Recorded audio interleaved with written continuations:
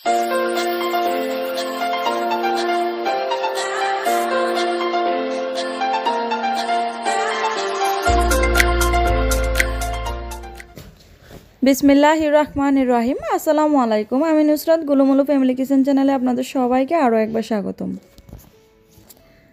আজকে আমি তৈরি করব খুব সিম্পলভাবে স্বাস্থ্যকর সুস্বাদু একটা ঢেঁড়স ভর্তার রেসিপি। আমি এখানে 15-20টা ঢেঁড়স নিয়েছি, ছোট ছোট যে নরম যে কচি ঢেঁড়সগুলো হয় সেগুলো। শক্ত ঢেঁড়স দিয়ে আসলে ভর্তার রেসিপিটা করলে একদমই ভালো লাগে না, ভর্তা হয়ও না। তো আমি ঢেঁড়সগুলোকে ছোট ছোট করে টুকরো করে নিচ্ছি।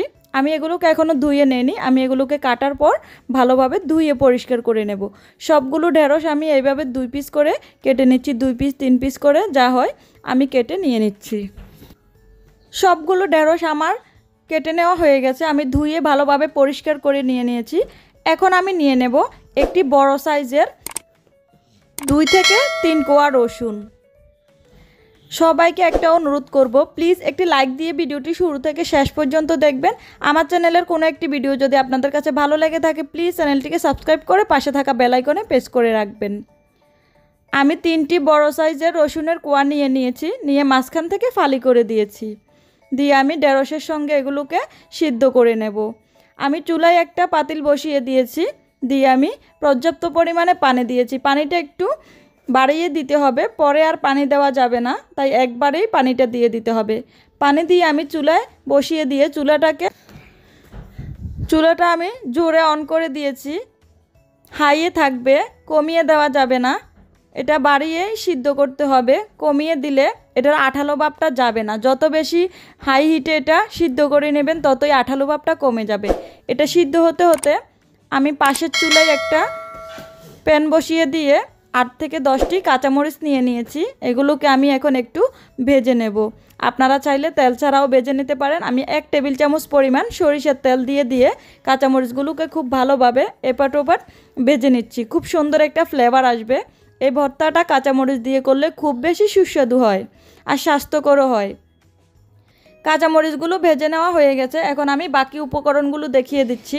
পেঁয়াজ কুচি নিয়েছি, কাঁচামরিচ ভেজে নিয়েছি, ধনিয়া পাতা কুচি নিয়েছি। এগুলো পরিমাণ মতো নিয়ে নেবেন আপনাদের স্বাদ অনুযায়ী। আমি স্বাদ মতো লবণ দিয়ে কাঁচামরিচগুলোকে একটু ভালোভাবে হাত দিয়ে চটকিয়ে নেব, যাতে ঝালটা খুব ভালোভাবে বেরিয়ে আসে। খুব সুন্দর একটা ফ্লেভার আসবে এই অবস্থায়। ঢেঁড়সটা খুব ভালোভাবে ঢেঁড়সের রসুনগুলো সিদ্ধ হয়ে গেছে। আমি সেখান থেকে রসুনগুলো তুলে নিয়ে কাঁচামরিচের সঙ্গে খুব ভালোভাবে হাত দিয়ে ডলে নেব। খুব ভালোভাবে হাত দিয়ে কাঁচামরিচ আর রসুনটা ডলে নেওয়া হয়ে গেলে তারপর আমি পেঁয়াজগুলো দিয়েও খুব ভালোভাবে মাখিয়ে নেব। খুব ভালোভাবে হাত দিয়ে মাখিয়ে নিতে হবে।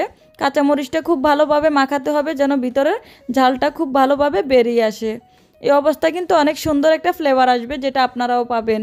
পেঁয়াজটা দিয়ে ধনেপাতা কুচি দিয়ে খুব ভালোভাবে আমি এগুলোকে সবগুলো উপকরণ একসাথে মাখিয়ে নিয়ে ঢেঁড়সটা তুলে নিয়েছি। ঢেঁড়সটা দিয়ে আমি আবারও খুব সুন্দরভাবে এটাকে মাখিয়ে নেব। এই পর্যায়ে আপনারা চাইলে 1 টেবিল চামচ সরিষার তেল দিতেও পারেন, আবার চাইলে নাও দিতে পারেন। আমি যেহেতু কাঁচামরিচের সঙ্গে সরিষার তেল দিয়েছিলাম তাই আমি এখানে আর কাঁচা সরিষার তেল ব্যবহার করব না। খুব সহজভাবে সিম্পলভাবে স্বাস্থ্যকর একটা ঢেঁড়স ভর্তা, ভেন্ডি ভর্তা যেটা বলেন, রেসিপিটা তৈরি হয়ে গেল। আশা করি আপনাদের কাছে অনেক ভালো লাগবে।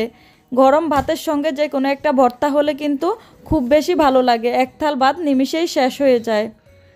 আমি এখন এটাকে পরিবেশন করে নিচ্ছি। গরম ভাতের সঙ্গে লেবুর রস দিয়ে ভর্তা দিয়ে ভাত খেতে কিন্তু অসম্ভব ভালো লাগে।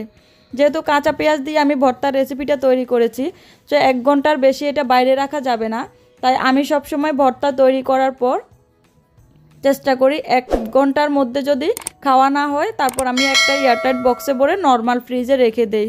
তাহলে 10 থেকে 12 ঘন্টা রেখে এটাকে সংরক্ষণ করে খাওয়া যাবে।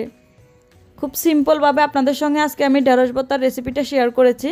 যদি আপনাদের কাছে ভালো লেগে থাকে প্লিজ একটি লাইক দিয়ে ভিডিওটি দেখা শুরু করবেন, চ্যানেলটিকে সাবস্ক্রাইব করে পাশে থাকবেন। আমি এখন এটাকে নর্মাল ফ্রিজে রেখে দেব, যেহেতু কাঁচা পেঁয়াজ ব্যবহার করেছি, যাতে নষ্ট না হয়ে যায়।